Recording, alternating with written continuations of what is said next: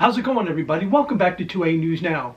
And as always, here at 2A News Now, you get your Second Amendment news straightforward and to the point with no BS added in. Congress has slashed the ATF budget.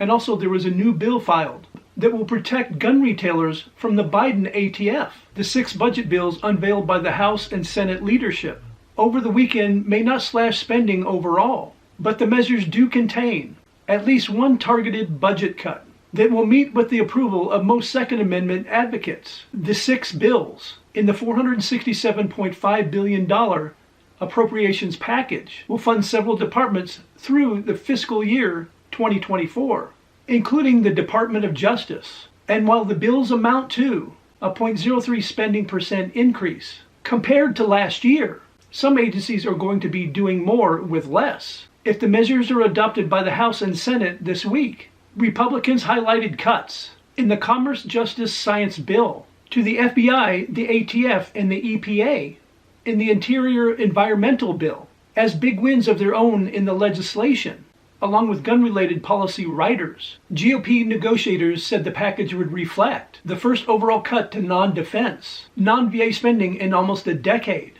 For example, the Commerce Service Science bill has almost a $2.5 billion, or 3% cut. House Republicans secured key conservative policy victories, rejected left-wing proposals, and imposed sharp cuts to agencies and programs critical to President Biden's agenda.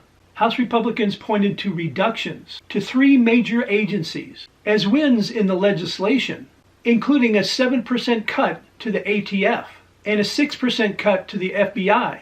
Heck yeah, that's what I'm talking about. Too bad it wasn't more.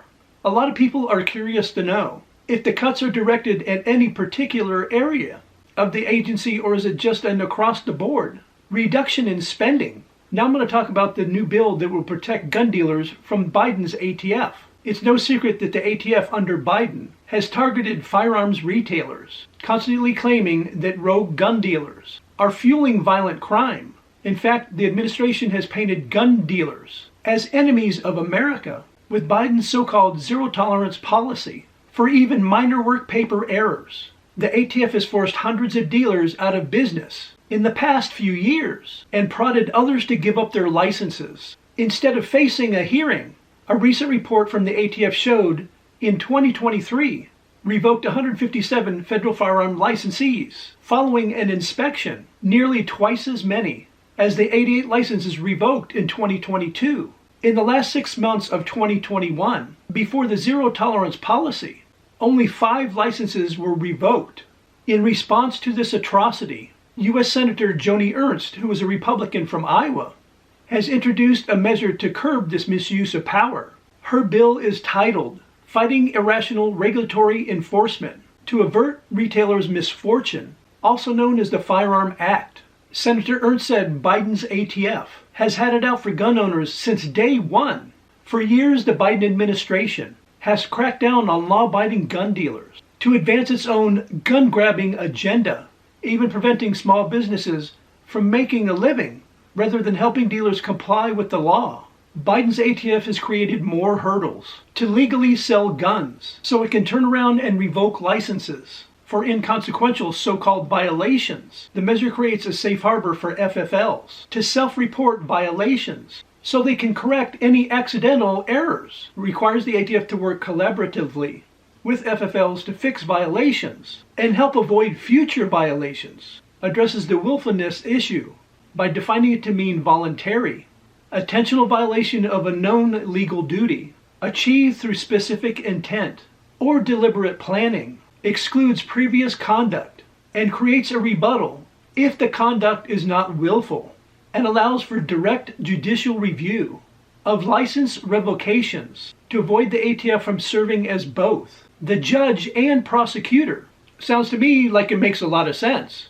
How about you? Representative Darl Isa, a Republican from California, has introduced a companion bill in the U.S. House of Representatives. Isa said in his statement that from the beginning, this administration has sought to undermine the Second Amendment and weaponize federal agencies against law-abiding citizens and family-owned small businesses targeted for being a part of the lawful firearms industry. This has delivered a transparently unfair assault on the fundamental rights of our fellow Americans. And that's why his friend Senator Ernst and I are introducing the Firearm Act. It's time to stop this abuse of power and prevent it from ever happening again. We have seen the ATF turned into a sledgehammer to carry out this administration's extreme anti-gun policies. This damages the cooperative relationships between firearm retailers who are on the front line preventing illegal straw purchases of firearms, and the ATF who enforces laws to safeguard our communities. And that's the way it should be. But all the ATF has turned into is a bunch of thugs who have made it their mission to close down law-abiding businesses and go after law-abiding citizens to stop the sale of firearms and put a stop to gun ownership in America. As always, I would really like to hear your thoughts about today's video in the comment section down below.